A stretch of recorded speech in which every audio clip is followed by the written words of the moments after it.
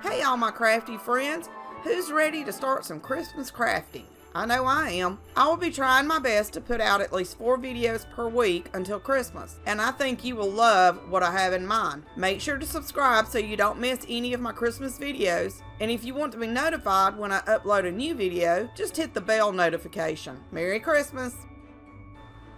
Today I'm going to show you how to make these adorable rustic wood tiered tray signs or Christmas decorations, and this adorable Santa sleigh with a little Santa gnome inside. For the signs, I started with wood I got from Hobby Lobby, and I cut it down to 2.5 by 2.5 inch squares. I mixed black paint and water to give the wood a stained look without having to use stain. I painted the blocks with the paint and water mixture and then wiped them all off with a paper towel.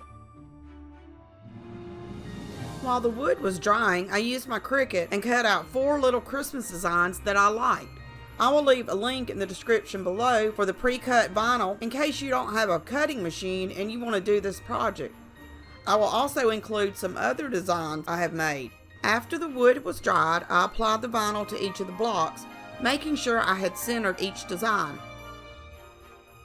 I then used my iron and a thin piece of fabric to melt the vinyl into all the cracks and crevices of the wood.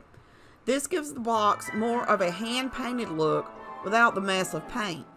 This is my secret every time I'm working with vinyl and putting it on wood.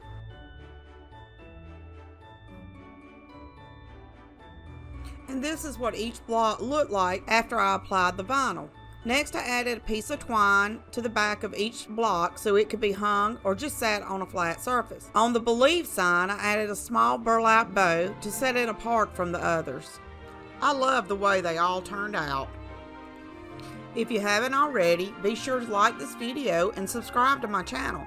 I will be uploading a lot more Christmas videos every week, and I know you don't want to miss out on any of them.